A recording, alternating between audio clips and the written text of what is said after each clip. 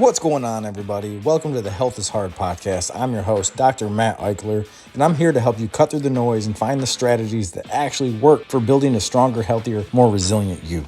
As a seasoned chiropractor, fitness junkie, and founder of Element X Health and Fitness, I've seen firsthand how confusing and overwhelming the health and fitness landscape can be. That's why I've made it my mission to simplify complex concepts, bust myths, and provide you with actionable tips you can start using today. Each week, we'll dive into topics like optimizing movement, building muscle, bouncing back from injuries, managing pain, managing your mindset, and so much more. Whether you're looking to level up your nutrition game, fine-tune your fitness routine, or just feel better in your own skin, Health is Hard is here for it. I'll do my best to make even the most challenging topics engaging and relatable. I'm hoping you'll be learning, laughing, and leveling up your health every episode. All right, let's dive in. Let the brain gains begin. Remember, the information/opinions provided in these podcasts/videos is/are for entertainment and educational purposes only, and is not intended as a substitute for professional medical advice, diagnosis, or treatment.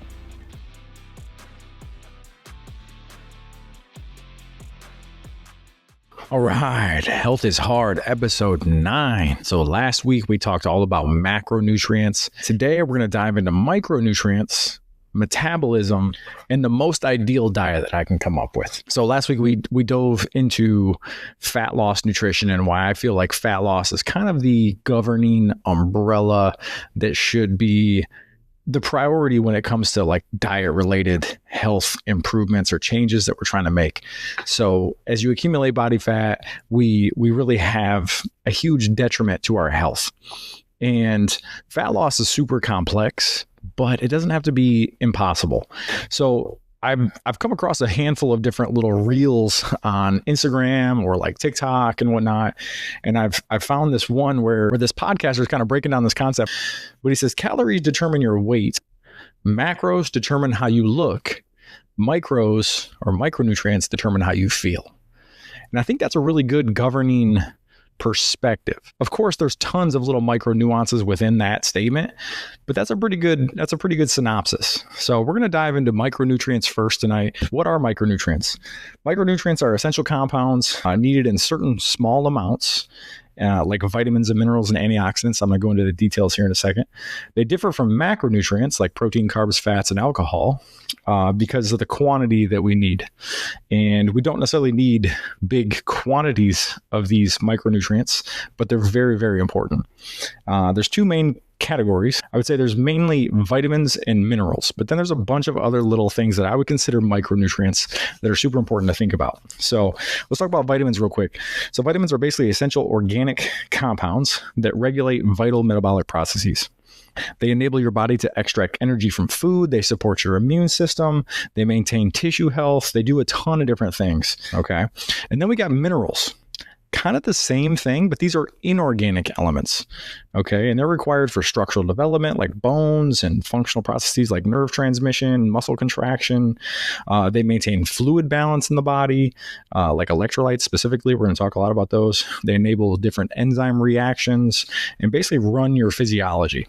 So a lot of these different little inorganic and organic compounds play huge roles in how we're physiologically doing.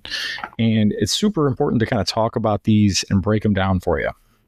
Now, also what I would consider micronutrients are things like antioxidants. Okay, we've got enzymatic and non-enzymatic antioxidants. Antioxidants are basically microcomponents of food that help neutralize free radicals in the body. Free radicals are basically a byproduct of certain physiological functions or different harmful substances in the body. And your body produces these antioxidants plus utilizes them from food to help kind of halt this oxidative damage that can happen from free radical activity. That's a whole nother nuanced discussion that we're not going to deep dive into tonight, but we might get into it a little bit. And a lot of those antioxidants come from phytonutrients. Okay, phytonutrients are basically plant compounds, and they have all kinds of different functions in the body. There's carotenoids, there's polyphenols. Those are the main two phytonutrient categories that we tend to consume. Then we have things like bioactive compound, right? We have things like enzyme cofactors. These are cofactors that are modified from certain micronutrients that are basically facilitators for certain physiological processes to happen in our bodies. So when we think of macronutrients, we think of like, food substances and kind of quantity. But when we think of micronutrients, sometimes we think of like food quality. And I've always thought about that. I've always wondered, is food quality or food quantity more important when it comes to what we're trying to do? And of course, it's kind of contextual and you have different priorities for different things. But they both can't be ignored, and they both are probably equally as important. You'll see people really focused more on food quantity, and then you'll see people that are really focused more on food quality. But I think that they both synergize each other so much, and I hope that by the end of this podcast tonight, you're going to understand that a little bit more and realize that, you can't really have one without the other. You're going to have to understand both if you want to leverage your nutrition to improve your health, to improve your body composition, and to just live a solid quality of life. So the first topic here, I'm going to call the micronutrient crisis, because a lot of people in developed first world countries are deficient in a ton of these micronutrients. We are basically overfed with macronutrients, but we are undernourished in micronutrients. And there's a lot of different key deficiencies. We're going to break a few of them down tonight. But according to the Linus Pauling Institute, about 100% of people are deficient in potassium. About 95% of people are deficient in magnesium. 94% are somewhat deficient in vitamin D. About 92% are deficient in choline, and about 89% are deficient in vitamin E. Now, that's from the Linus Pauling Institute. And I know those vary when you look at certain sources online. But the bottom line is we are not getting in enough micronutrients because we eat pretty much highly palatable, hyper-processed foods that are devoid of a lot of these micronutrients. And they tend to be calorie dense, but nutrient scarce. And that's a big problem. And that's part of why we tend to overconsume these foods. We tend to have a ton of macros, not enough micros. Our physiology goes array. And then we tend to have this calorie surplus. We put on body fat. We become very unhealthy. I think that's at the root of the obesity epidemic. And it's a big player as to why we are in the place that we are in this country. I went over a bunch of statistics last episode. And if you want to go back and hear some of those, definitely check that podcast out. But one of the problems here is that we have this whole system called the RDA. And the RDA is basically your recommended dietary allowance, is what they would call it. And they're often inadequate. I think I went into this a little bit more in the previous podcast, but they're really what we would consider a human's individual needs to minimize deficiency of these different nutrients. But they don't take into account optimal levels. They don't take into account optimizing your health. They only are trying to keep you from deficiency, kind of like our entire health system is only trying to keep you from dying and it's not trying to necessarily optimize your health. It's just trying to keep you alive. So a lot of times we think we're getting enough of certain nutrients when we start to understand the world of nutrition and micronutrients a little bit more, but really we tend to need a lot more than the RDA a lot of the time, especially when it comes to different health conditions, different activity levels, different environmental factors, different things that you need to detox from your body, different genetic factors, all different kinds of things. Even age differences can play a big role in what kind of nutrients you need and how much. Another thing that affects the micronutrients that are coming into our bodies is bioavailability. And bioavailability is basically the body's ability to actually absorb and to utilize those nutrients. And that can be, I guess, somewhat altered by nutrient form, food interactions, different food interactions, and even individual factors like gut health and different kind of conditions that individual might have. So nutrient form matters because there's synthetic versus non-synthetic nutrients and natural nutrients. Examples of that would be like folate versus folic acid. That's a common one. You might have heard of that. Natural vitamin E versus synthetic vitamin E. Chelated versus oxide minerals. Those kind of things are different. And then there's different like food matrix interactions. Like when you eat certain foods interact and kind of mess with your ability to absorb or even get the most out of certain nutrients. So things like vitamin C enhances your iron absorption, and things like fats. When you consume fats, that helps with your fat soluble vitamin absorption. If you don't consume your nutrients, sometimes your fat soluble nutrients with fat, sometimes those nutrients don't get transported or absorbed the way that they should. There's even inhibitors too. Things like phytates can inhibit and kind of bind certain minerals and make them pass through your system without actually being absorbed. There's oxalates that can reduce your calcium absorption. There's things like tannins, which are other micronutrient compounds that can basically affect or decrease, I guess, your iron absorption. So there's a lot of different things that play different synergistic roles, sometimes synergistic, but sometimes inhibitory. So certain individual factors like gut health status, age-related absorption issues, medical conditions, medications, those kind of things, they all affect what nutrients are being optimized and absorbed, and then which ones are sometimes being kind of blocked and now not allowing our bodies to actually absorb those nutrients. So we're not going to go deep into those because I know that's a little heady, but basically I just want you to understand that there's a lot of different things at play here when it comes to micronutrients. So some examples of some key micronutrients and their roles. The first one I'm going to talk about here is vitamin D. Vitamin D is important for your bone health, immune function, all different kinds of things. When somebody has some weird autoimmune situation going on and I see them in the office, one of the first things I talk about is, hey, get your vitamin D checked. Make sure your vitamin D is in an optimal range, not necessarily just in the decent range. I think the range for vitamin D is 30 to 80 nanograms per deciliter, but they say anywhere between 30 and 50, you can still be having some symptoms of vitamin D deficiency, even though you're not technically deficient. But 50 to 80 is kind of that an optimal range for vitamin D. That's a super important one. Things like magnesium. Magnesium's involved in 300 plus enzymatic reactions in your body.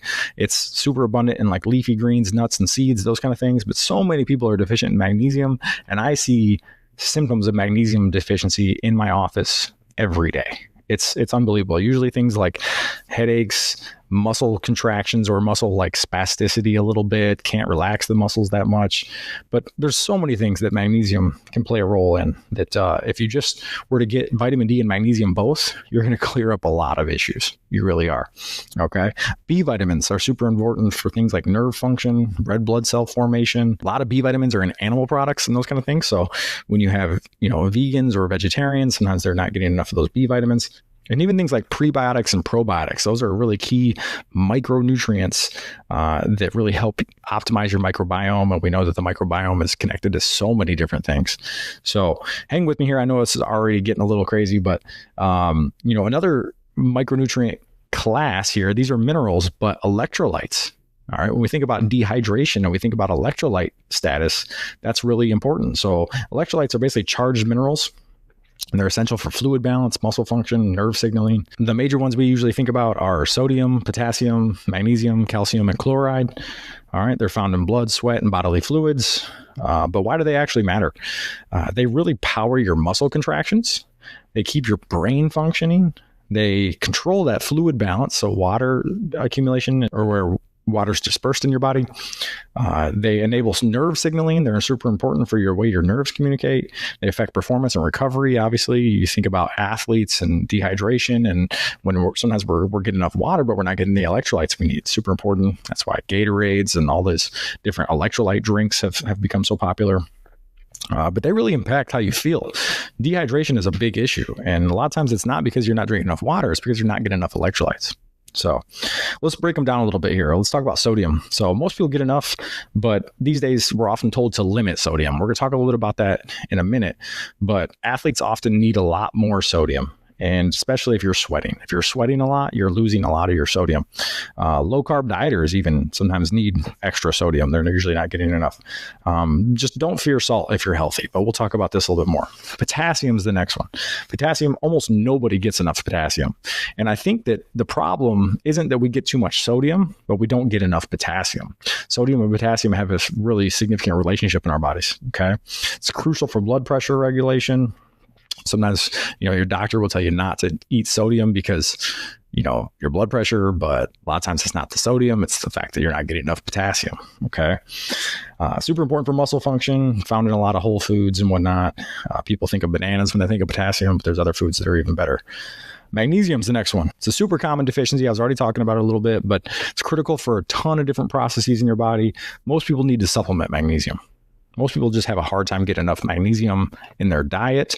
And if they do, it's usually because they're eating a ton of foods that most people don't like. So magnesium can be a tough one to get in. But it really affects your sleep and your recovery and, like I said, your muscle function, your muscles' ability to relax. I usually will kind of like generalize the calcium is usually more responsible for the way your muscles contract, but magnesium is more responsible for the way your muscles relax. And how many times do I find people with super tense, tight muscles that just seem like they can't relax? I'm a chiropractor. I see it every day. Warning signs of electrolyte imbalance or not getting enough, muscle cramps, headaches, brain fog, fatigue, heart palpitations, poor recovery, not really recovering from exercise and those kind of things really well, and excessive thirst, obviously, is another one. Okay. Electrolytes don't have to be complicated, but they're crucial. They're crucial for certain physiological functions. And a lot of times I see symptoms in my clinic where I'm like, this person's simply just dehydrated. But it's so crazy that so many times your physician or your medical doctor won't tell you that, right? They tend to like look at these things as almost like non-essential things or not important factors, but it's a good sign if your doctor, says, I don't think you need anything here. I think you just need to go drink some water and make sure you're getting adequate electrolytes. That's a pretty good sign of a good doctor right there. All right. But I think salt is a super important thing. Speaking of doctors, it seems like so many doctors these days are always telling people to manage their salt intake. And it's usually because they're concerned about blood pressure. It's probably like most primary care doctors, I feel like that's like the number one thing they probably manage is blood pressure. And I've done some research on this, and I'm not an expert in blood pressure at all. So many times we're told to restrict sodium, but really we just need to bring up our potassium. And when we have this crazy imbalance, we're going to have some symptomatology. All right. But I think it's super important to look at this kind of this salt paradox. We're told to minimize salt and be careful with sodium, but really the medical system leverages sodium a ton. And I think it's kind of interesting how a lot of times we're told to quell or to minimize or to reduce sodium intake, but emergency rooms use like 9 grams of salt per liter in IV bags as a first line treatment for nearly everything in like saline solution. Okay. Including heart patients, including heart attacks. All right. Hospitals treat people with saline for all kinds of different things while they consistently tell people not to consume salt, which is kind of crazy to me. Like when you go to the hospital for a certain condition, a lot of times they hook you up to a saline bag right away and they try to minimize the dehydration situation. And that's pumping sodium into you. The sodium potassium pump is an important physiological mechanism within our bodies, and it actually powers about 30% of our body's energy, and it powers all cellular functions. Okay. Low salt can actually increase heart attack risk by 400%. And actually low sodium status can increase heart attack risk by 400%. And that's from a JAMA article, the Journal of American Medical Association. So we gotta be smart when it comes to salt, and it's not just the salt that's the problem. Okay. Optimal intake of salt tends to be between 3,000 and 6,000 milligrams per day. And there's some interesting facts around salt that I've deduced and kind of pulled out as I was doing some research for this podcast. And the Japanese consume way more than we do, anywhere between 4,000 and 5,000 milligrams a day, but they have the world's longest life expectancy. Isn't that interesting? Traditional cultures actually consumed anywhere between 3,000 and 7,000 milligrams daily. Modern salt restriction is actually kind of historically unprecedented. We've never really restricted salt in the past. Maybe we didn't consume as much because there wasn't so many hyper-processed, palatable, crazy foods with all kinds of extra sodium. However, it's kind of a new thing where we're trying to tell people to, minimize their salt intake. And actually, your body increases salt retention in times of like illness or stress. More seems to be needed in those situations. And things like exercise, heat, stress, all increase your salt requirements. So don't fear salt, but just try to opt for better sources. And those sources being like sea salt, Himalayan pink salt, pickled foods, bone broths, those kind of things. So micronutrients are super important. And I hope you can get just a little bit of an understanding as far as what those are, how they differ from macronutrients. But fixing micronutrient deficiencies can do all kinds of things for us. And basically, they just improve our health. All right, so we're going to switch gears a little bit, and we're going to go back into some of the complexities of metabolism and fat loss, and just understanding how to best leverage both macro macros and micros to come up with a strategy to best optimize body composition, minimize fat accumulation. So let's demystify metabolism a little bit here, because there's a ton of misconceptions. And metabolism, like we talked about in the previous podcast, maybe I didn't really categorize it as metabolism, but your energy input versus your energy output is really your metabolism, okay? And there's a handful of different things that affect your metabolism. It's not just one thing, it's a sum of a bunch of different components. So quickly, we'll recap. Basically, the main component of your metabolism is your basal metabolic rate, okay? This is the energy that your body needs just to stay alive, just to keep the lights on, just basic physiological functions. This accounts for 60 to 75% of your daily calories that you burn. Specifically, think about things like breathing and your heart beating and maintaining your body temperature. These are the things that are happening that result in your basal metabolic rate, okay? It's heavily influenced by your muscle mass and different organ functions specifically. The second component of your metabolism is the thermic effect of food. We talked about the TEF, the thermic effect of food. This is your energy that you utilize to digest and process different kinds of food. And this varies by different macronutrient. We talked about protein having the highest thermic effect, carbs having a slightly lower or quite a bit lower thermic effect, and then fats having almost no thermic effect when they're actually being burned. So this is the amount of energy your body has to utilize to burn and to break down certain food substances and certain food macronutrients, okay? And that's also why higher protein diets tend to boost metabolism a little bit, because you're burning a lot of calories just trying to break protein down. And then another big factor of your metabolism is your non-exercise activity thermogenesis, or your NEAT, N-E-A-T, non-exercise activity thermogenesis. This is all movements that aren't formal exercise, okay? This is just like fidgeting, walking, standing, moving, all these different things that you're doing without actually trying to actually exercise. Studies show that this can actually vary up to 2,000 calories per individual. You can have somebody that, because of all these different processes, is burning 2,000 more calories than somebody else, which is crazy when you think about it. The average person is eating about 2,000 calories. Maybe in America, they're eating more than that, but that's a huge amount of calories that are consistently being burned just from these basic functions. And another component to your metabolism is obviously your exercise activity, right? How many calories are you burning with intentional exercise? So we would call that EAT, E-A-T, exercise activity thermogenesis. Put together, your total daily energy expenditure is basal metabolic rate plus thermic effect of food plus non-exercise activity thermogenesis, or your NEAT, and then also your exercise activity thermogenesis, or your EAT. Okay, don't get that confused with eating and input and all that, all right? Okay, so one of the things that can happen here, and we touched on it a little bit in the previous episode, is metabolic adaptation. And this is a really kind of a growing field of study and understanding. And it's really interesting what can happen. So a lot of times people think that they just have like a broken metabolism, and that's usually not the case. However, your metabolism will adapt, and it adapts for a number of different reasons. And a lot of times metabolic adaptation happens because of your consistent diet strategies or your different nutrient inputs versus outputs, those kind of things. Your metabolism will adapt. Okay. Your body wants to stay the same. It doesn't really want to gain that much, but it would prefer to gain over it would lose most of the time. But when you go through somewhat of a diet, let's say you restrict calories for a while and you get some weight off, your BMR will slowly decrease because of that diet. It will actually do it a little bit more so than most people think it will when they just lose a little bit of weight. So sometimes you might start at like, hey, my maintenance calories are 2,500, but then, you diet down, you say you lose 12, 15, 20 pounds, those kind of things.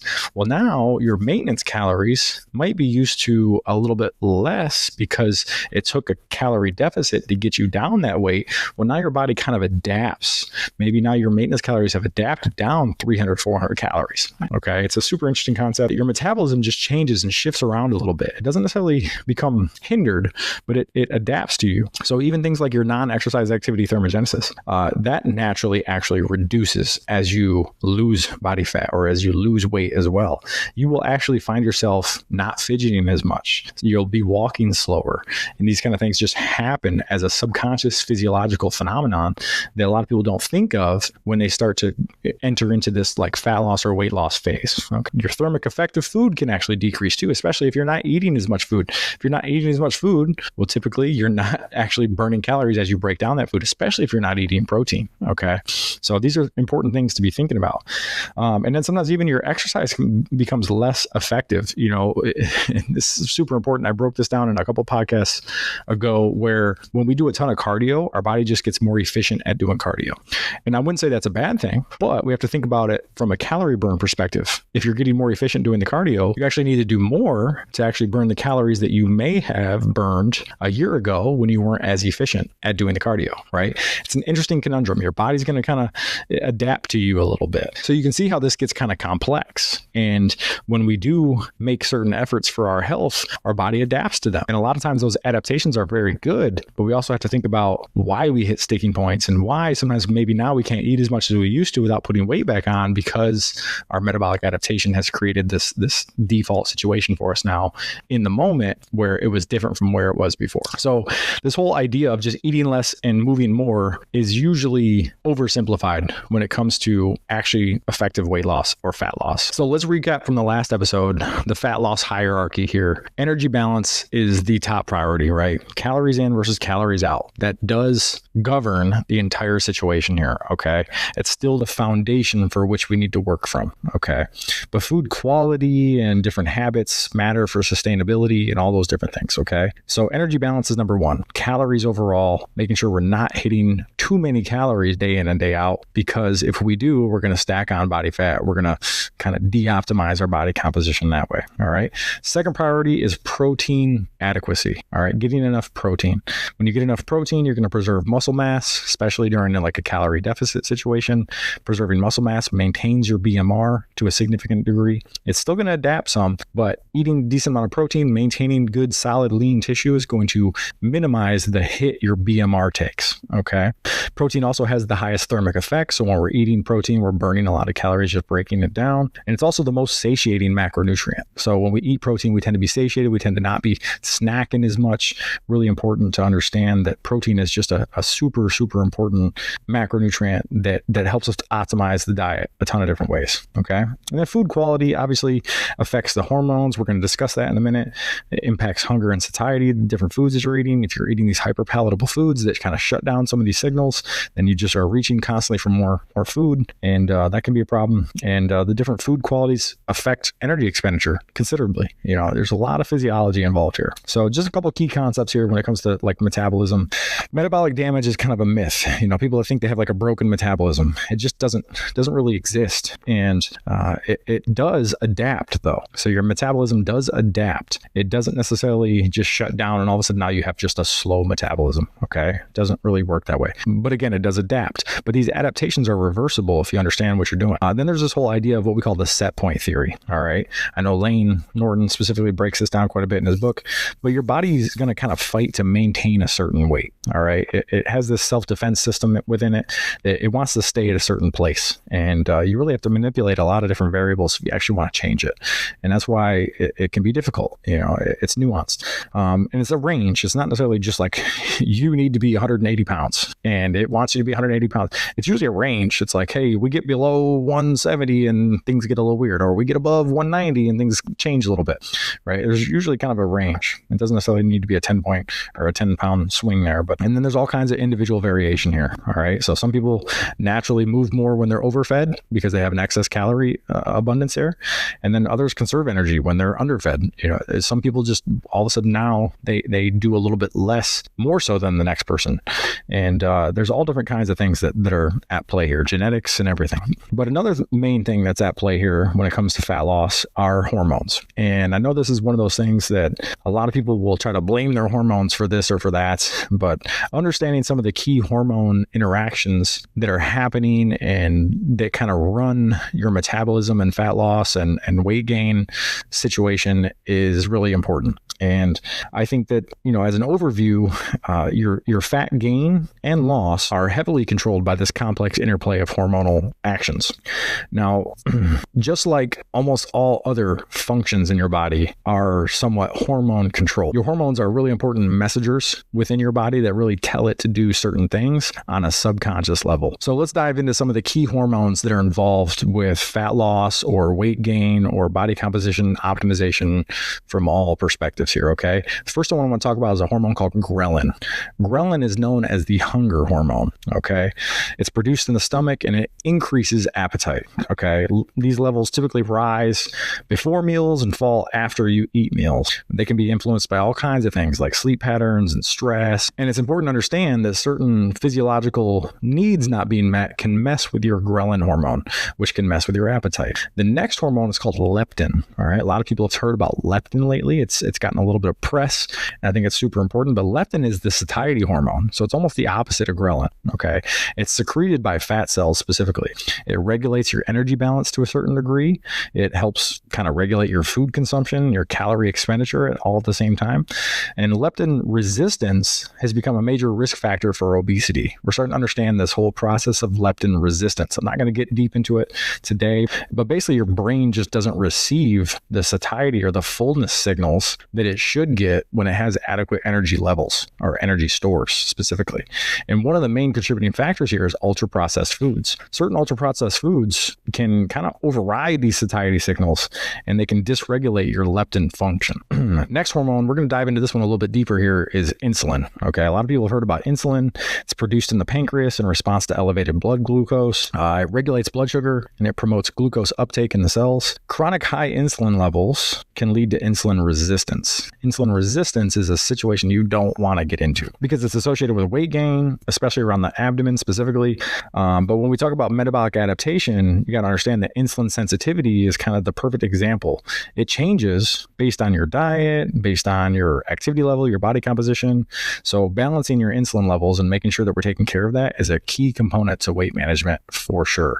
It doesn't necessarily need to be something we blame everything on, which is common with some of the diet gurus and stuff out there, but it is an important hormone for sure. And over time, I've really come to understand insulin is basically your storage hormone. Beyond its initial function of just helping glucose get into the cells, it helps initiate fat storage, but also helps initiate muscle protein synthesis. So when you think about storage, you think about, an abundance and you think about, accumulating, and it can help you accumulate fat. I think it does that probably more frequently, but it also can help you accumulate muscle tissue.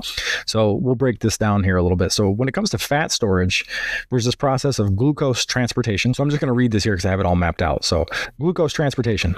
Insulin acts as a signaling molecule that tells fat cells to bring their GLUT4 transporters, think of them as specialized glucose doors, to the cell surface. This allows glucose to enter fat cells where it can be stored as more fat. All right. And then also fat creation, or lipogenesis is what this is called. Once insulin is present, it activates specific enzymes that convert excess glucose into stored fat.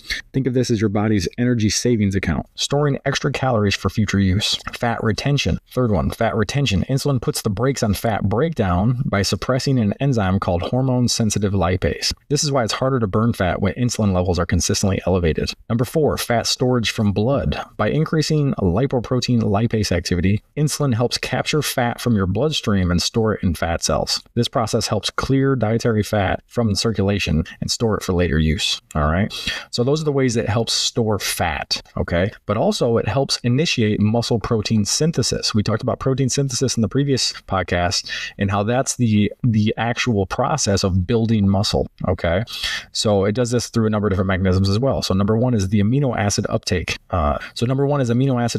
Insulin enhances the transport of amino acids, the building blocks of protein, into the muscle cells. More building materials means greater potential for muscle growth specifically. Okay. Number 2, growth signaling. By activating the mTOR pathway, we talked about that in the previous podcast. Think of this as your body's growth switch. Insulin triggers a cascade of events that promote muscle protein synthesis via that mTOR pathway. Okay. Number 3, muscle preservation. Insulin reduces muscle breakdown by suppressing the cellular machinery responsible for protein degradation. This creates a more favorable environment for muscle growth. Number 4, protein production. The hormone enhances the expression of genes involved in muscle protein synthesis, essentially turning up the dial of your body's muscle building capacity. But there's this paradox here, right? It helps you do 2 different things. It helps you store fat and it helps you build muscle or store muscle or minimize muscle breakdown. So it's an important hormone, and we can't necessarily demonize it as all bad, right? It has a lot of different positive functions as well, especially because we understand as we accumulate more muscle tissue, we tend to raise our BMR, and that's a good thing. Okay, so moving on from insulin,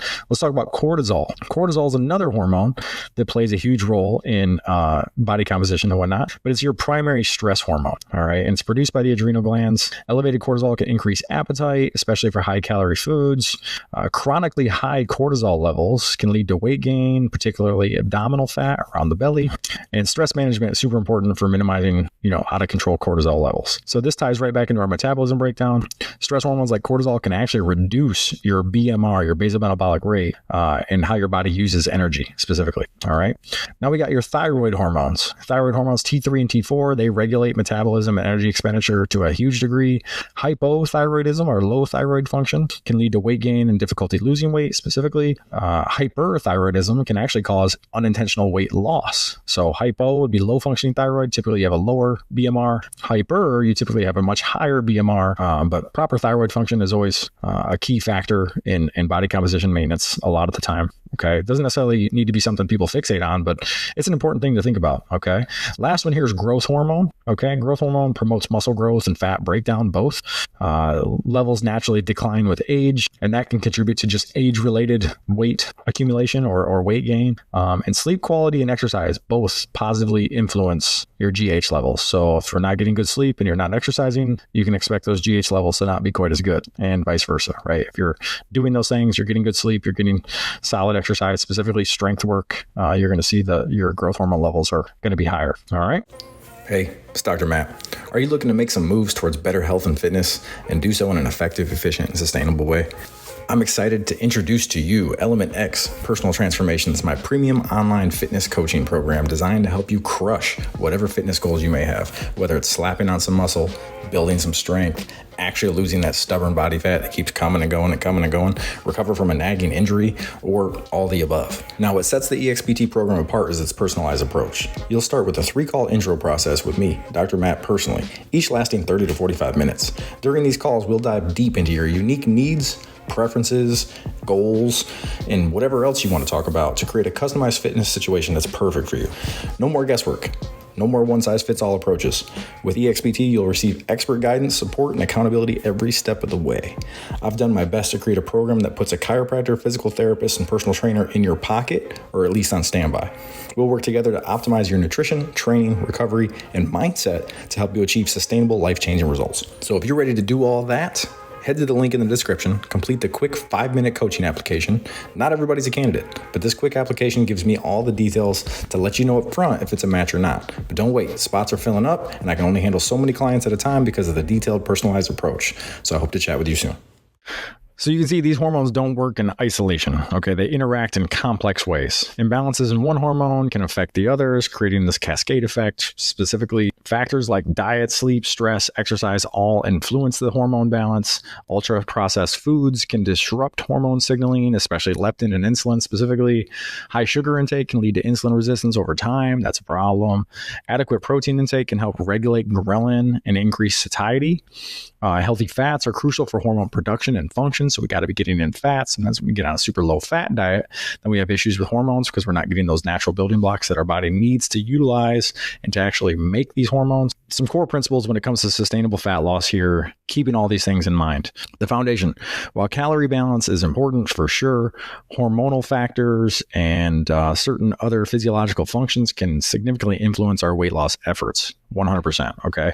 Hormones do play a crucial role in regulating metabolism, appetite, weight, but metabolism is adaptive and dynamic. It's changing, it's shifting, it's modifying itself according to what you're doing and the different physiological status of you in that moment.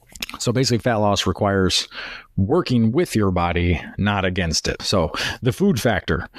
Focusing on food quality can naturally help regulate appetite, metabolism, and hormonal balance. The goal is to maintain the highest possible calorie intake while still losing body fat. All right. This is going to happen because we're choosing nutrient-dense foods. We're prioritizing protein and fiber specifically. And also we're going to include healthy fats for hormone production. Okay. The movement strategy. Movement matters more than formal exercise for most people. Okay. We need to focus on moving more throughout the day, more daily activity over just super intense workouts. That's going to help us rack up the basal metabolic rate, the non-exercise activity thermogenesis, and that's going to keep our metabolisms revving. Okay. Our bodies really need to move. So building sustainable movement habits into your day is a super important thing. And it also is going to help support that hormone health and whatnot. Okay. The support system, and this goes back to my EHCs, my elemental health categories, right? How we're eating or our nutrition, how we're moving, exercise and movement, how we're thinking, our stress management system, and also how we're just thinking about things. Our mind can really do amazing things when it comes to our physiology. So it's important to, sustain a solid positive attitude and also be, grateful and just trying to stay in a high vibration state. And then also our recuperation strategies, right? Unplugging, stress, sleep, all those different things are super important for making sure that we're getting adequate recuperation so that we can optimize all these things going forward. Okay. So I'm just going to read a little blurb. I think this is from my book here, but I just popped it in here and I wanted to touch on these concepts, but this is just going to kind of bring everything together here. Okay. So think of your body like an orchestra. Each element, your food choices, movement, sleep, stress management, they're all different instruments. And just like in an orchestra, each one needs to play its part. But the real magic, that happens when they're all working together in harmony. This creates what we call a virtuous cycle. Better food choices support your hormonal health, which improves your metabolism, which makes movement easier, which enhances your sleep quality, which regulates your appetite, and around it goes. Each element, see what I did there? Supporting and strengthening the others. Element X. That's the name of my company. Element X Health and Fitness. Okay. So each element supporting and strengthening the others. Here's the thing, and this is really important. While the biology of fat loss is undeniably complex, understanding all that complexity isn't necessary for success. Yes, fat loss is complex, but it doesn't have to be impossible. In fact, it's actually quite simple. It's just not easy. And that's exactly why we're going to break this down into something manageable. Let's take this complexity and distill it down into what really matters for you right now in the real world. And this is where intuitive, flexible dieting comes in. So flexible dieting is the dieting approach that I kind of adhere to, but I've taken it and kind of molded it with all the things that I've learned. So we're going to respect the complexities of, your physiology when it comes to fat loss and body composition maintenance, but we're going to simplify it as best we can. And the best I've come up with is something I call intuitive flexible dieting, but then I've taken it even further and I've coined this whole diet I call the calorie controlled, supplemented Paleo-ish diet, okay, or CCSPish for short. Okay. I know it's a mouthful, but it kind of hits everything that I think is the most important way to look at dieting, but not necessarily even look at dieting, but just look at the overall nutritional landscape and just understand if you're trying to stay in this mindset with your food choices and your eating, that you're going to maximize your body's ability to have the optimal body composition for you and for whatever goal it is that you're trying to achieve. So what is flexible dieting? All right. It's kind of balancing enjoyment and nutrition with the hopes of maximizing sustainability and adherence. And I think there's been a handful of different gurus online that have really popularized flexible dieting. The first one comes to mind is Dr. Lane Norton. But people like Alan Aragon, I think Lyle McDonald is kind of like one of the first guys to really popularize this. And then it's been taken by a number of different, fitness gurus and whatnot. But I've taken my own kind of spin on it. And I've created what I call the calorie controlled or calorie conscious supplemented Paleo-ish diet. And I think that that's the best way to really think about food. Okay. So let's break this down. Calorie controlled and calorie conscious. We're going to focus on calorie and macronutrients first. We're going to figure out what our targets are for those. And we want to focus on those first. This will probably get you like 60 to 80% of the way there, or wherever you're trying to go, whether it's building muscle and gaining some body weight, or it's sustainable fat loss and actually losing weight and keeping it off. And the one macronutrient that you really want to focus on, obviously, is protein. Okay. And we talked a lot about protein's importance in the first episode here, where we'll just recap, but there's just tons of different, benefits of a higher protein diet and making sure that you're getting a decent amount of protein. It's obviously going to have a huge impact on your body composition. It helps preserve lean body mass and helps, support the muscle growth factor, which is going to also, maintain your BMR, your basal metabolic rate. Has a higher thermic effect, like we mentioned already. So you burn more calories just actually eating the macronutrient protein. Satiety and caloric intake, it's going to minimize your hunger.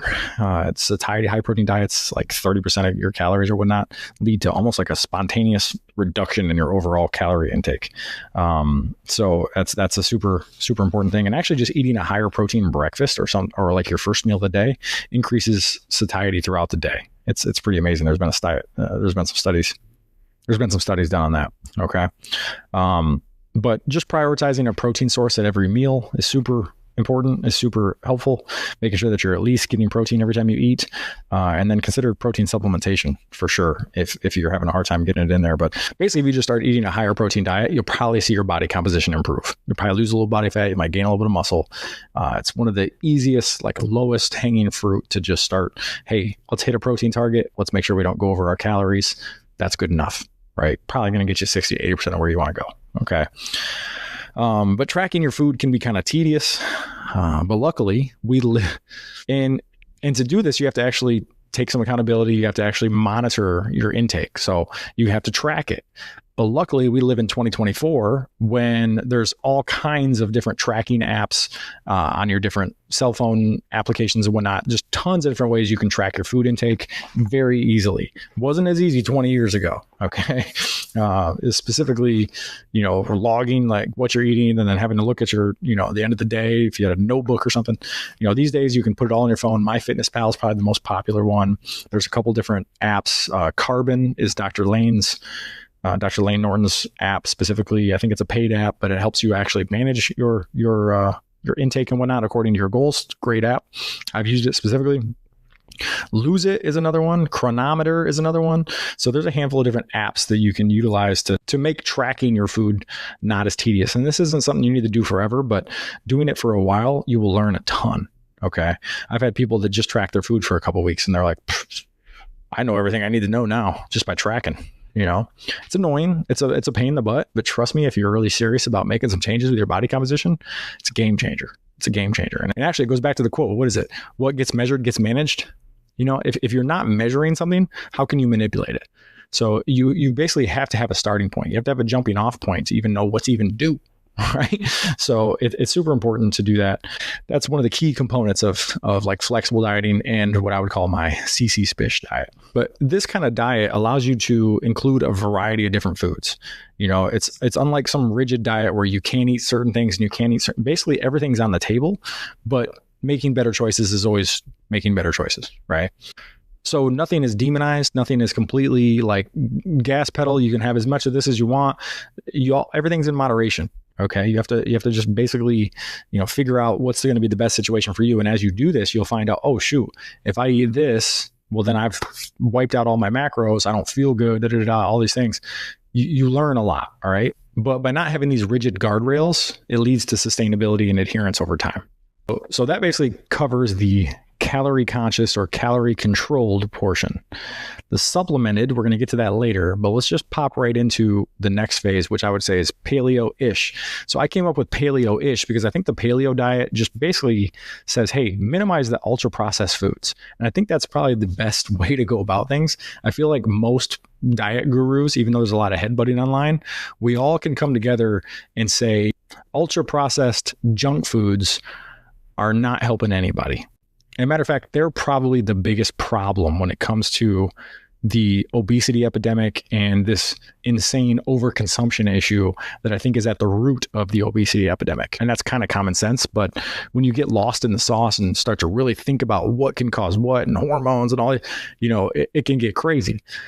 But overconsumption is the main issue. Let's just keep it simple. But the reason I say paleo-ish is because paleo diets tend to say, hey, anything that wasn't around 200 years ago, don't eat it. And that's just not realistic either, right? We live in a landscape where these processed foods are everywhere, almost hard to even minimize them. So that's what I say is to minimize the ultra processed foods and also opt for foods that are minimally processed. All right. And this is a game changer too, because if you don't feel like you have to eradicate those, well, then you can find little hacks and all kinds of little tricks. And I'll tell you some of the ones that I use all the time. So some examples are, I love this Dave's Killer Bread. It's a organic bread, but it's still bread, right? So it's still processed wheat. It's still not great, especially if you have celiac or if you have any kind of wheat issues, you probably don't want to be eating it. I don't have any problems with bread. I grew up on bread. So being able to have this Dave's Killer Bread is huge. I can make sandwiches. I can do French toast if I want. I can do all kinds of cool stuff with this Dave's Killer Bread. It's a lifesaver for me. Another thing are like organic high fiber tortillas. You can make wraps. You can make all kinds of stuff. You can do tacos, those kind of things, right? So minimally processed. Those tortillas are obviously processed. Tortillas don't just grow out of the ground, okay? But they're minimally processed and they're the healthier option of the processed foods. So these are the kind of things that you can include when I say paleo-ish, right?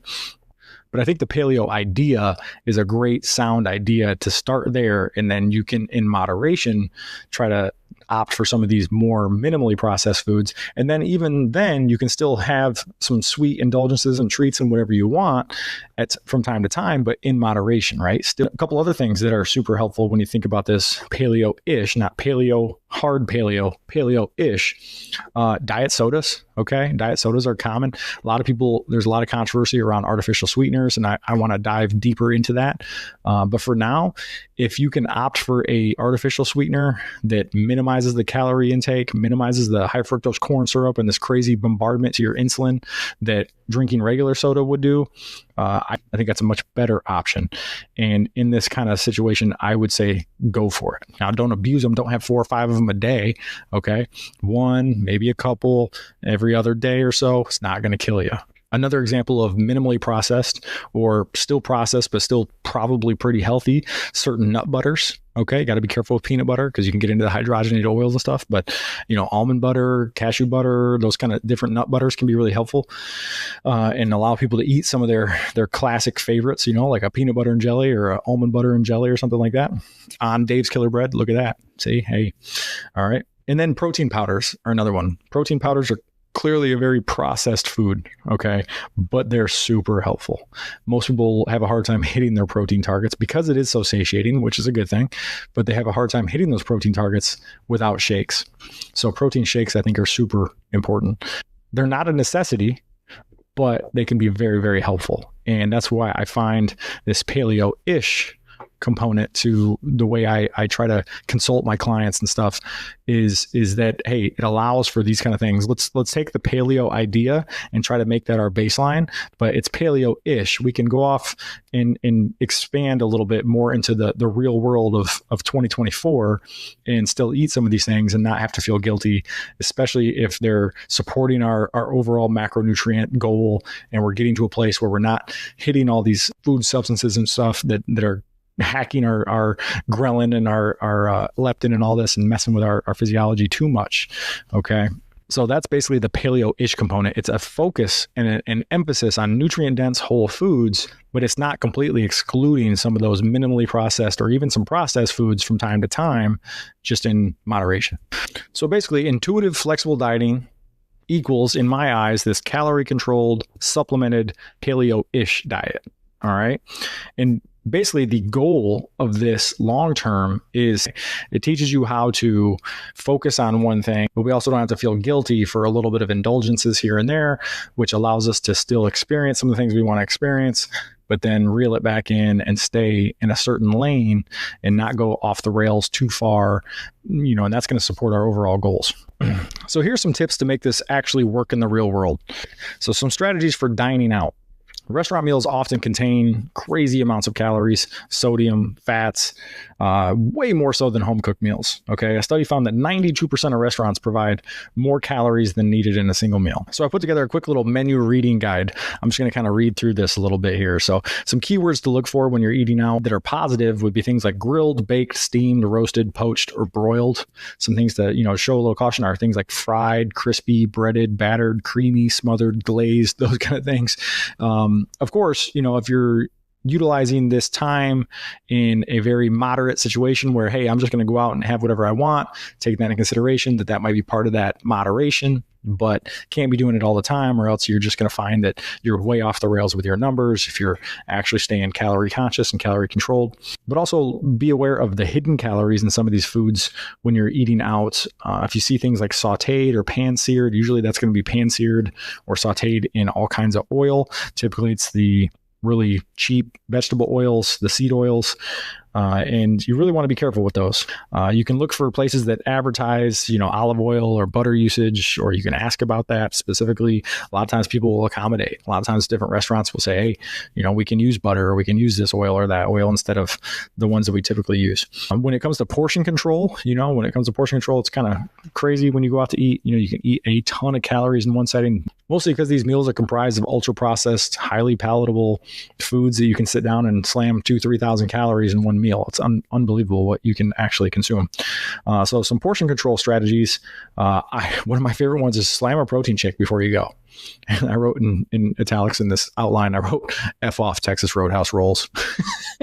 Sometimes if you slam a protein shake before you go to Texas Roadhouse, you won't be just crushing those rolls. Man, they're so dang good, aren't they? Okay. Consider appetizers as main courses, smaller portions, those kind of things. You can ask for smaller portions. You can ask for a to-go box right away. So you can put half of the portion in there. You can look for lunch-size portions, even at dinner. You can share entrees with other people. Use the plate method specifically. The plate method, this is great for like buffets or potlucks or just like backyard barbecues. The plate method basically is fill half your plate with vegetables, a quarter with lean protein, and a quarter with whole grains, okay, or a quarter with some sort of grain.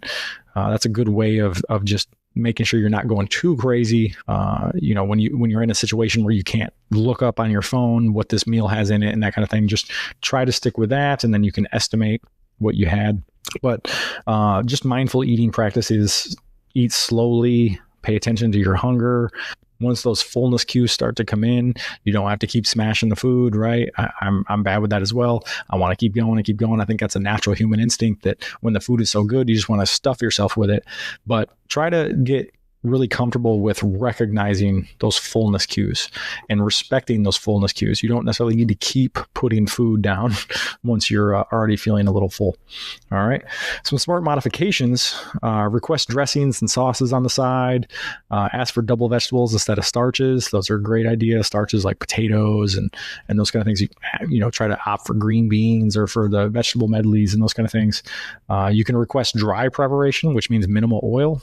You can ask for light or no butter in certain preparation processes.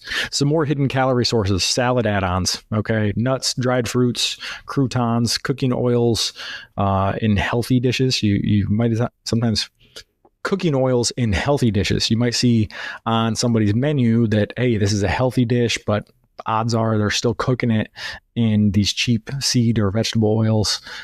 Bread baskets, complimentary a lot of the time. Don't necessarily need to even get them. You can say, hey, we don't want the bread. Okay. I know it's hard to resist, but it's a good idea if you're trying to minimize the environment that's promoting you over consuming. Okay. Beverages, alcohol, sugar drinks, those kind of things. Be careful with those. That's a really easy way to consume a ton more calories than you think you're consuming when you're just drinking the calories. But just some basic restaurant facts here too that I came up with. The average restaurant meal is between 1,200 and 1,500 calories. That's like 2/3 of what some people are eating in a day most of the time, or maybe more than that. A lot of times even healthy options are high calorie. Okay. And you can't always trust. Sometimes these restaurants are putting their calories on their menus now. You can't trust those. I mean, it's going to be cooked a little different every time. So, there's nothing to be neurotic about, but just understand that if it says that this whole dish is 450 calories, you also got to think about what else you're consuming with it. And that might be just the dish alone before it actually gets cooked in this and that. And then you add this side, and just trust me, it can go off the rails. So just trying to minimize the damage when you're out to eat is a good idea. But overall, best practices: review the menu online before, if you can. That allows you to, have a little bit more preparation and not just, oh, this looks good, and boom, I'm gonna get the terrible stuff. You could eat a small snack or a protein shake, like I said, before you head out. You drink water, specifically drink a decent amount of water before your meal or during your meal, because that allows you to feel a little bit fuller. Focus on protein and vegetables, though. Always look at every meal, protein and vegetables. Where am I getting my protein and vegetables? And be confident when you're making certain special requests. A lot of people in restaurants, they feel very timid and that kind of thing. You don't necessarily have to. It's just, hey, it's an experience. Most restaurants want your business. They want to respect your wishes. You're not being annoying if you make little modifications. You know, that's what servers are there for, or to help you make those modifications. I'm one that I most of the time won't request anything. I won't send a state. I'm just, you know, I don't care. It's not that big of a deal for me. I'll make modifications accordingly. But at the same time, don't feel bad for doing so.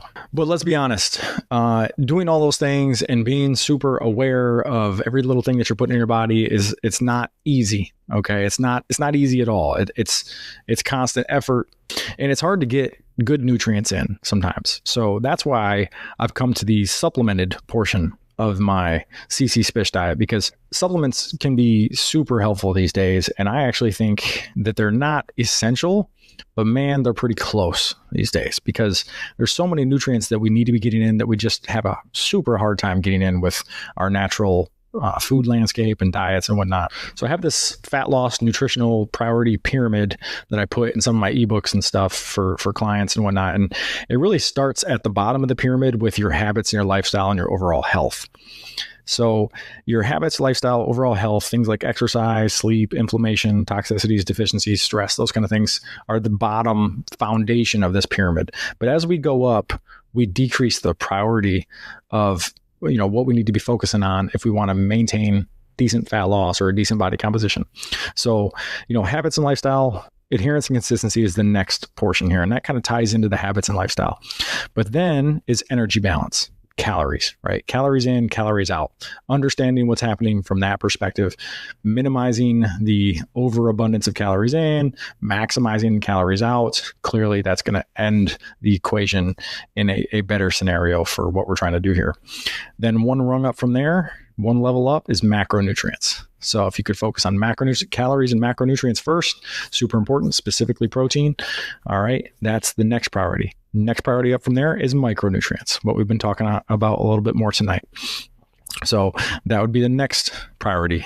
So as we go up the pyramid, we're hitting the things that are a little less important. Okay, they're all important, but we're trying to create priorities, right? So we got energy balance, macronutrients, micronutrients. Now we got like meal timing and, you know, when we're eating and that kind of thing. Some people say, oh, don't eat after a certain time, or make sure you're getting your protein in and your window after your anabolic window after your workouts. That stuff's not as important. All right. It's way higher up on the rung, but even higher than that is supplementation. I think this is a little bit controversial. I think that supplementation and maybe micronutrients should be on the same rung. But if you're getting those micronutrients in from food, you don't need the supplements. Okay. But most people are not. So the supplements are a little higher. I don't think you need to prioritize them as much. However, I think that there's some good ones you should be thinking about. So when you need to be taking supplements, when they're absolutely necessary, would be during like diagnosed or suspected nutrient deficiencies, certain life stages with different nutrient needs. You know, pregnancy, you tend to have certain nutrients that you need. Older adults need more like B12, vitamin D, calcium, those kind of things. If you're on a certain kind of dietary restriction, like vegan diet, sometimes you're going to be low in B12, iron, zinc, calcium, omega-3 fatty acids, those kind of things. If you have a certain medical condition affecting nutrient absorption, conditions like celiac disease, inflammatory bowel diseases, Crohn's disease, ulcerative colitis, if you've had gastric bypass surgery, or if you just plain have difficulty getting certain nutrients in. Nutrients are typically just that. Like if you're going to supplement nutrients, micronutrients specifically, a lot of times it's better to overdo it than to underdo it. So many people are like afraid of like going overboard with certain nutrients. I'm like, your body's just going to find a way to get rid of them most of the time. Okay. Now don't go crazy with certain ones, but mostly the fat soluble vitamins are typically the only ones that can accumulate. So the fat soluble vitamins are vitamin A, vitamin D, E, and K. And those are basically vitamins that can accumulate in your fat, but it still takes a ton of consumption and time for them to accumulate to a point where you could run into some sort of toxicity or something. Okay. But typically your body will find a way to get rid of excess nutrients if it doesn't need them. But things to keep in mind when you're actually supplementing are things like quality and safety. Okay. The supplement industry is not very well regulated. Even if it was regulated by the FDA, I don't think that would do it any favors anyways. The regulations in this country are just off the rails. They're just not really great at all. But look for third-party tested products. There's something on a bottle that says NSF certified for sport or informed choice, those kind of things. Those are good, third-party testing organizations that help make sure that the supplement is actually what's in the supplement, or what's being marketed is actually in there. And then also potential interactions. You want to be careful with certain interactions, certain medications and stuff. All right, listen up, gym rats. Are you tired of supplements that overpromise and underdeliver? Yeah, I know. Many supplements don't even contain what they say they do these days. Fear not. Introducing Legion Athletics. Their no-nonsense approach to supplementation is based on real science and real results. Whether you're looking for a new protein powder, a better pre-workout without a bunch of junk in it, or you just got to re-up on your fish oil, your creatine, your joint support formula, Legion is my go-to supplement line due to their evidence-based approach and reliably effective products without a bunch of BS ingredients. Visit legionathletics.com and enter code DRE, Dr. E with no period, at the checkout for 20% off your first order and double loyalty points on subsequent orders. Legion Supplements, because you ain't got time for supplements that don't work. Go to examine.com. Examine.com is a great resource for these kind of things. If you go to examine.com, you'll be able to cross-reference a bunch of different things. They do fantastic work when it comes to, the evidence-based nature of certain supplementation and, different issues with medications and risks and all these different things. Vitamin K, got to be careful with vitamin K if you're on blood thinning medications. Just keep that in mind. Maybe Google that, figure that out a little bit. But vitamin K is important to understand, the blood clotting mechanisms, and if you're on blood thinners, how that can interfere. Bioavailability is another thing to think about. The form of the nutrient can be really important when it comes to absorption. So, for example, magnesium glycinate is often way better absorbed than like a magnesium oxide. So if you go to Walmart or Sam's Club or something and you're getting super cheap supplements, chances are they have the lowest quality supplement altogether. The cheaper the supplement, typically the lower the quality. Now, sure, sometimes it's better than nothing. I'd rather take magnesium oxide over not getting any at all. However, magnesium glycinate and the higher quality magnesiums are going to be way better absorbed, way more efficient at actually addressing the deficiency that you may have or optimizing the physiological function that you're trying to optimize. Okay. And magnesium glycinate is the way to go for sure. Also, as far as bioavailability, fat soluble vitamins, A, D, E, and K, it's best to take those with some sort of fat food because they kind of almost have to hitch a ride on the fats to actually get into your bloodstream most efficiently and whatnot.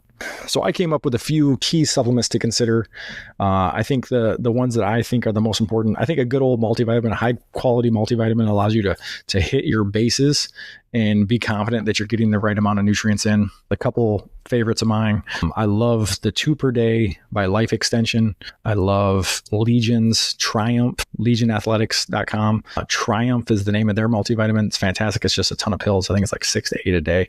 And then Thorne is another company that I think has a great multivitamin. They're pretty good. I think Thorne's is only 2 a day as well. Thorne's is a little bit more pricey. And I find that the 2 per day seems to be the best one bang for a buck. The Life Extension 2 per day is literally the name of it. It's called 2 capsules per day or Life Extension multivitamin 2 per day or something like that. I don't know.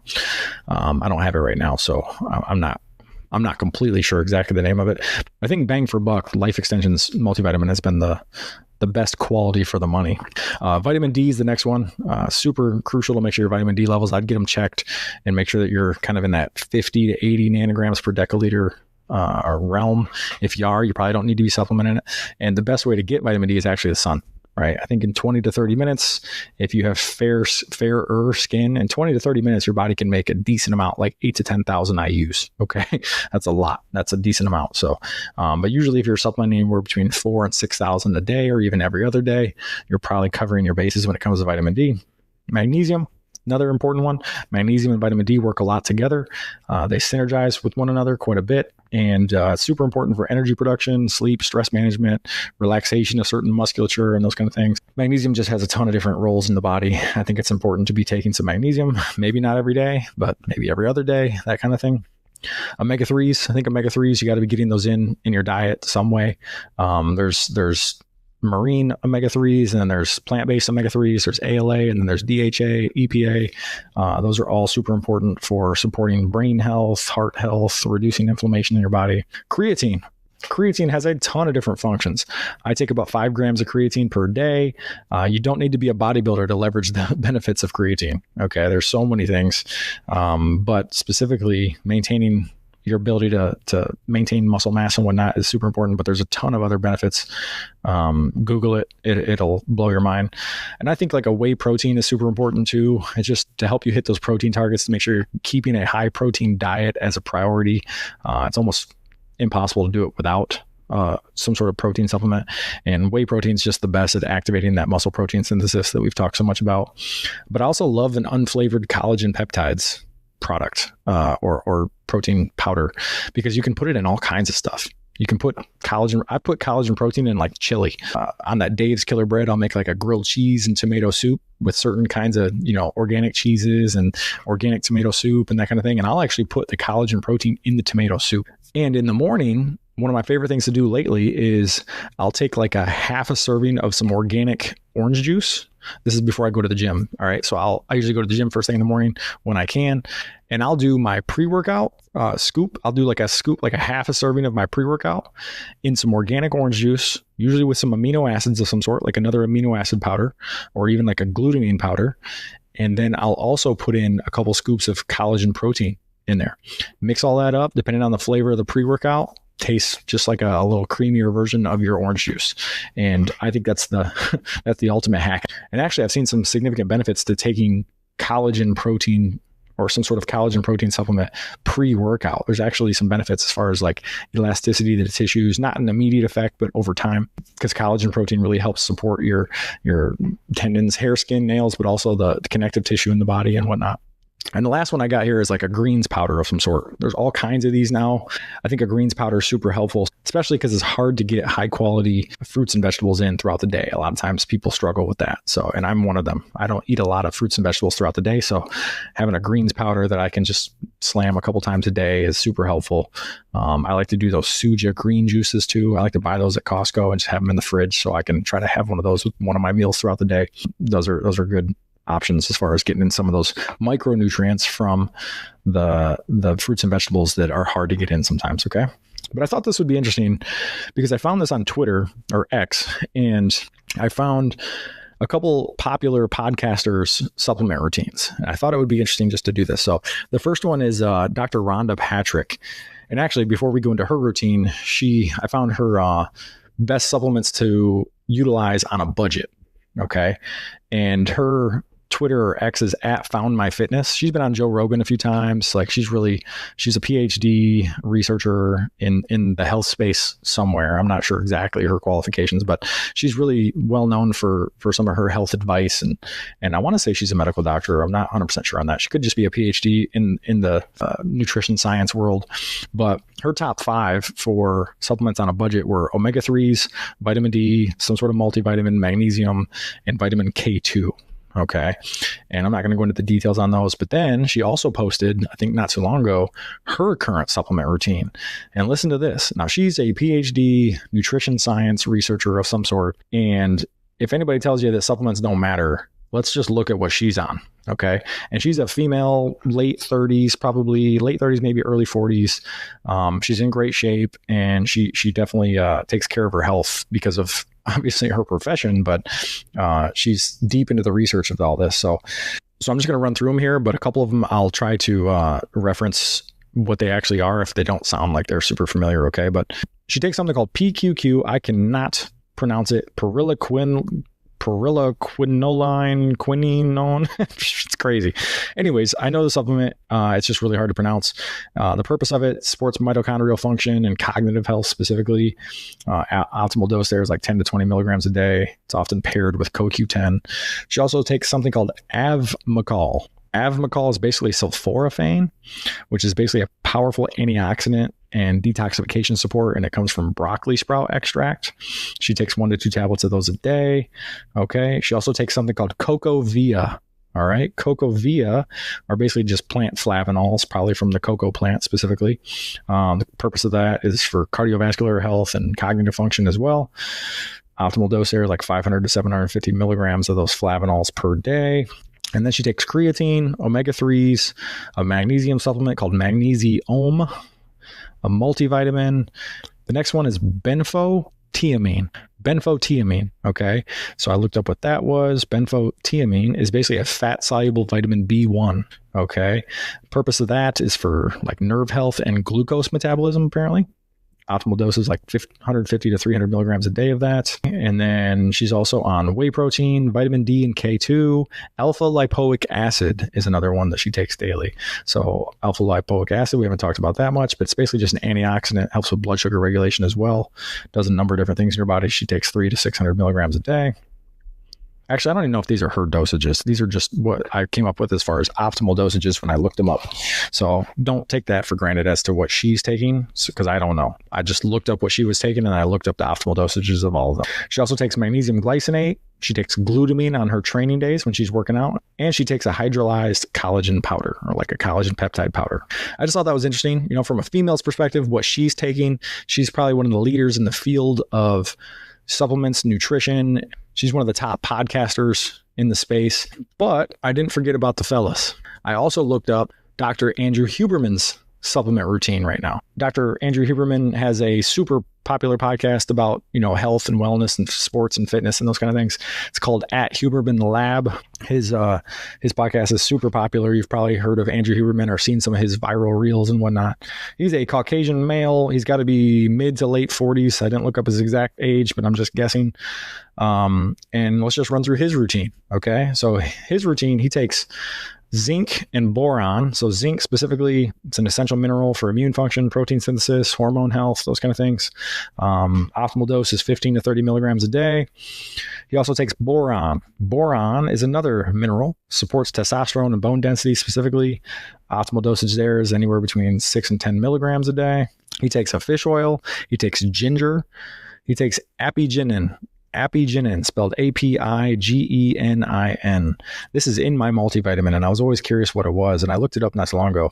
But what I found here was that it supports sleep and anxiety reduction specifically. You take about 50 milligrams before bed typically, but I've found that it's just in some of my multivitamins, so I don't supplement it additionally, but there is a little bit in the multivitamin for clearly that purpose. Okay. He also takes a herb, I think this is called Tonkat Ali. Tonkat Ali. TONGKAT space ALI. All right. I think this is like a Japanese herb. Yeah. I'm not sure if it's a Japanese herb, but it is an herb that helps support testosterone and stress reduction. So you can see he's a male in his late 40s, and he's trying to minimize the fall off of testosterone production. A lot of these supplements are meant to maximize testosterone and health overall, because testosterone is super important, especially for a guy that age, right? For a guy that's in the late 40s, trying to stay young, trying to, you know, minimize the effects of aging and degradation of certain tissues and, you know, stamina, libido, all those things. Okay. But he also takes magnesium, vitamin D and K2. Here's another herb. It's called Fedosia agrestis. Fedosia agrestis. I'm not going to spell that. Okay. But let's go down here and look it up. Basically testosterone support. Okay. It's like a natural herb for testosterone support. Optimal dose there is like 425 to 600 milligrams a day. And then he takes some digestive enzymes. I take some digestive enzymes from time to time too. You can find digestive enzymes in just capsules. Sometimes if you're going to have a big hearty meal, it's helpful to take some digestive enzymes to minimize the burden that your body's trying to deal with as far as like breaking that down. Helps to have a little bit of support, a little bit of help. You know, there's no real specific dosage. Those are going to vary depending on the product. But then the last one he takes here is grapeseed extract. And grapeseed extract is just an overall extract clearly from grape seeds. Just gives you a lot of antioxidant support, and it's known for its cardiovascular health benefits. Optimal dose there is anywhere between 100 and 300 milligrams daily. So I just thought that was super interesting to not only hear from me what I think are some of the most important supplements to think about, but also to hear, you know, a female and a male who are some of the two most popular voices in the space, what they're taking. And I even wrote down a couple of things that Huberman's taken because I want to look into them. I just thought that as I was doing the research for this podcast, that was super interesting. I just, boom, I ran across their actual supplement. I think I bookmarked it on my X account. So, but another supplement I kind of mentioned earlier, it's not necessarily a micronutrient supplement. It's a macronutrient supplement, but just a whey protein powder. I know I hit it already, but you know, there's different types of protein powders. There's whey, there's casein, there's plant-based proteins like pea, rice, and hemp. There's collagen proteins. Casein protein was used to be thought of as like this slower digesting protein. Sometimes bodybuilders and stuff would take it before they go to sleep because they wanted to try to get this slow drip of amino acids throughout the night. I don't think there's any benefit. It's just big, thick, nasty kind of. It's hard to consume when you actually do take it. I don't think there's any real major benefits to taking casein protein over any other protein specifically, but plant-based proteins notoriously taste horrible. Okay. All protein powders these days are tasting better and better, but that also means they're probably utilizing all kinds of different chemical sweeteners and whatnot. That's why I love Legion's products specifically, because they tend to use natural sweeteners and they still taste really good, which is kind of hard to find sometimes. But if you're vegan or plant-based and trying to, maximize your body composition that way, it's just harder. It's definitely harder. And the protein powders just don't taste good. Trust me, I've worked in supplements for a long time. Most plant-based protein powders are not tasting so good. And if they do taste good, typically it's because there's a ton of artificial sweetener in there. But a good collagen peptide powder, super helpful. You can put it in all kinds of stuff, supports a lot of different things, but collagen protein is not going to be as ideal for muscle protein synthesis. It's going to be supporting more of the connective tissue synthesis and those kind of things in your body. I think it's really important. Sometimes I'll even put a couple scoops of the collagen in my whey protein, mix it up. Most collagen proteins are unflavored. You don't even taste it. And another thing is, if you find a really good whey protein powder that you like and it tastes good and you can mix it with something that makes it nice, like a nice little creamy dessert. Some of my clients, I have them just mix up like a 2 or 3 scoop shake and I have them just put it in the fridge. Mix it up with something that makes it taste decent to where you're not going to, be like, oh, taking a slug of it. But if it tastes decent and, you need a little dessert after your meal, a couple slugs of that protein shake. If you want to minimize the damage or minimize your hunger before you go eat, take a couple slugs of the protein shake. If you want to just get your day started with a decent amount of protein, drink half that bad boy right away and then sip on it throughout the day. Then you also know you can go ahead and track in your app or whatever you're doing right away that you're getting that much protein from whatever is in there, right? Let's say it's 2 scoops of protein and maybe, a half a serving of milk. So you're probably looking at like 50 grams of protein plus the milk. So probably 5 to 8 grams of protein there, maybe a little bit of carbohydrate, probably a little bit of fat too, but you can just log that right away. So now, you've got that out of the way. So now if let's say you're trying to get 200 grams of protein in, well, you can subtract 50 from what you need to do, or maybe even 60, because now, you're going to get that shake in. Right. And then do it again the next day. So instead of trying to get 200 grams of protein, now you only have to get in 140 outside of that shake. That's a whole lot easier to get 140 versus 200. Okay. It's just a nice little hack that I found works really well. Okay. So we're going to wrap this thing up. But I'm going to wrap it up with the 5 golden rules of nutrition. Okay. And I'm going to try to run through these pretty quick. But the number one golden rule here, know what you're eating. Read labels, understand ingredient lists, understand how they're dispersed. Get a little educated when it comes to this, because this can go a long ways. All right. I think it's a great idea to try to strictly track your calories, at least for a short period of time. Call it 2 weeks. I know it's the holidays and it's going to get a little tough here, but if you can do it for a couple weeks, the awareness that you attain by doing that is incredible. You will learn more than you probably will sitting through a ton of different nutrition classes or listening to this podcast specifically, just by tracking your own intake strictly for like 2 weeks. Everything that comes in, you're tracking it. That's rule number 1. Know what you're eating. Rule number 2, look at food a little differently. Eat to live, don't live to eat. Look at food as fuel to be a sharper employee, a more resilient athlete, even if it's a recreational athlete, a better spouse, parent, role model specifically for your kids, so they can see how eating healthier benefits you and they can start to learn those habits early. A better performer at whatever it is you're trying to perform at, utilize food to do so. Eat to live, don't live to eat. It's a great rule. And of course, food is meant to be enjoyed sometimes, but not at every meal. Okay. Some meals you're just eating because your body physiologically needs nutrients. You don't necessarily need to sit and enjoy and take in the experience of tasting good food every time you eat. You just don't, simply. Okay. So sometimes you just got to eat whatever's going to best be for you in that moment. And then there's times where you can definitely indulge and enjoy food and enjoy the experience of eating, but not at every single meal. Okay. So just try to practice mindful eating, eat without distractions. Sometimes that's way helpful. If you're just sitting here watching TV as you eat, you're not even thinking about how much you're shoveling down your gullet, is what my parents would call it. And then, also try to stay in tune with those hunger signals, right? And the best way to do that's to minimize the ultra processed foods, but just be mindful when you're starting to get full. When you're starting to get full, hey, I don't need to eat anymore. All right, third rule, eat food, real food, not too much, mostly protein. This is kind of a play on Michael Pollan's rule. He said, eat food, not too much, mostly plants. I modified that to eat, and he meant eat food, meaning real food, not what he calls edible food-like substances, or what some people call frankenfoods, right? Eat real food as much of the time as you possibly can.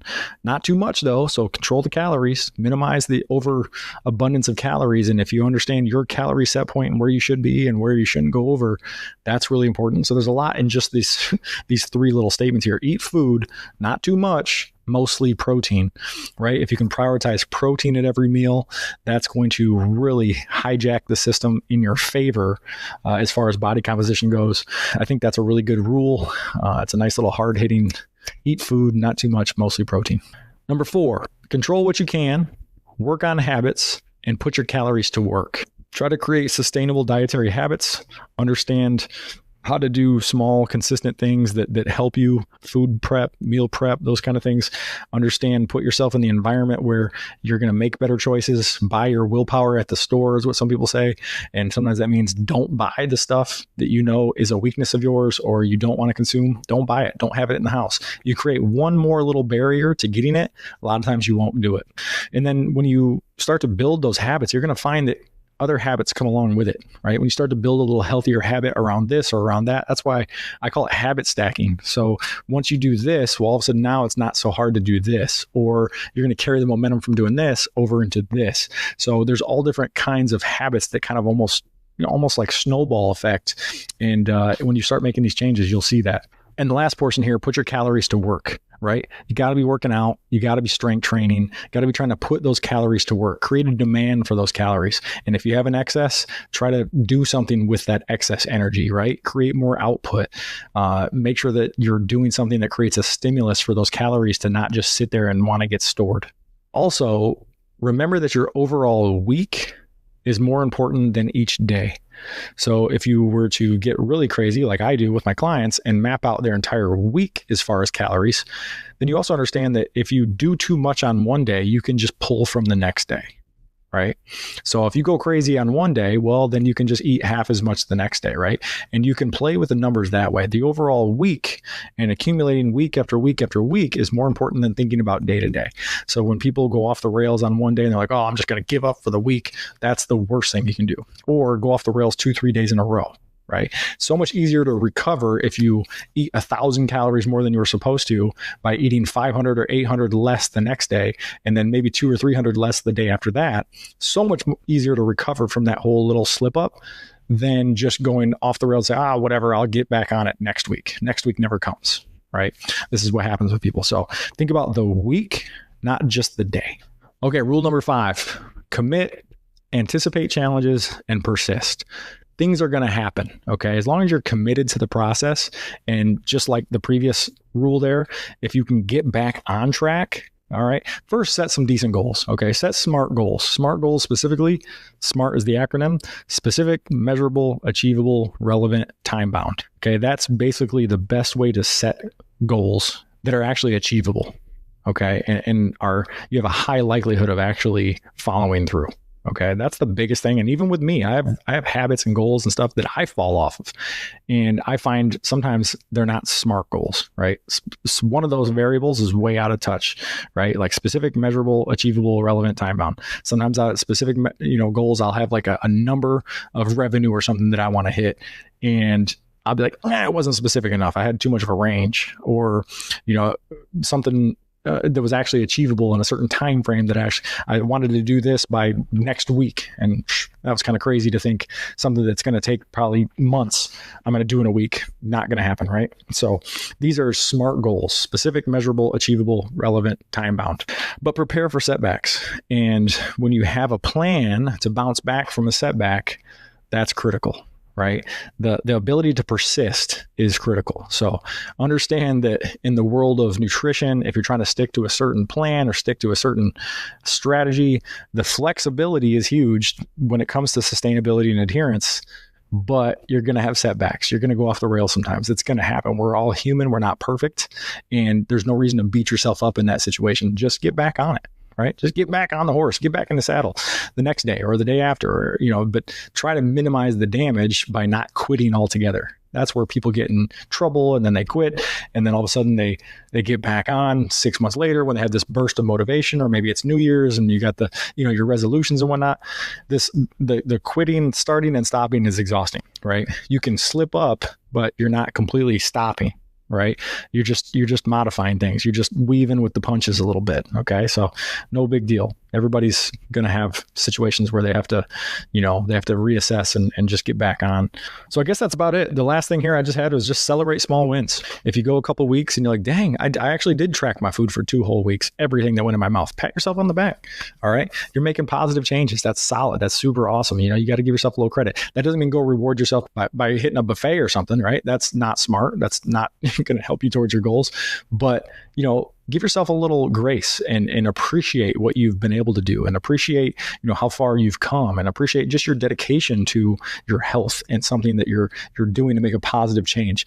That's one way to really start to reinforce the habits and behaviors and the positive outcomes and those kind of things, and celebrate even the small ones. So that's pretty much all I got for you tonight. Next week or next podcast, I'm going to probably go a little bit more detailed into that CCSPish diet. Maybe I'll write an article or something too, so you can reference it on the website. But for the most part, micronutrients, metabolism, complexities of fat loss. I try to hit a little bit of it all tonight, just so there's a reference guide for you. Don't think you need to understand all that stuff, because a lot of it has taken me years to fully grasp. Just a lot of study, and I'm just kind of a nerd for this stuff. So don't think you need to really understand all these complexities to really be effective with your body composition efforts, your health improvement efforts. You can still make plenty of positive changes, even if you just take 10 minutes of this podcast and understood pretty thoroughly what was in that 10 minutes. You're going to know a whole lot more than the average person. And like I said, by the end of these 2 or 3 podcasts that we do about nutrition, you're probably going to know more about nutrition than your doctor. All right, that's a wrap for today's episode of the Health is Hard podcast. I hope you found some valuable tips to help you on your journey to a healthier, more fit, more resilient version of you. Remember, building a stronger, healthier you takes time, and I'm here to support you every step of the way. If you enjoyed today's episode, please subscribe, leave a review, and share it with a friend who could benefit from the goods that were in this one. Be sure to check out the show notes for resources and a special offer from our sponsor, Element X Health and Fitness. As a listener, you can get my free 83-page Chiro Companion Mobility Guide when you visit elementxhfc.com. That's Element X, H as in health, F as in fitness, C as in culture. If you have questions, suggestions, or just want to connect, find me, Dr. Matt, on Instagram and TikTok at Dr. E Health, DRE Health, and Twitter at DREX Health. Let's keep this conversation going. Thank you for being part of the health and fitness culture we're building together. Keep putting in the work, stay consistent, and cheers to making health a little less hard today.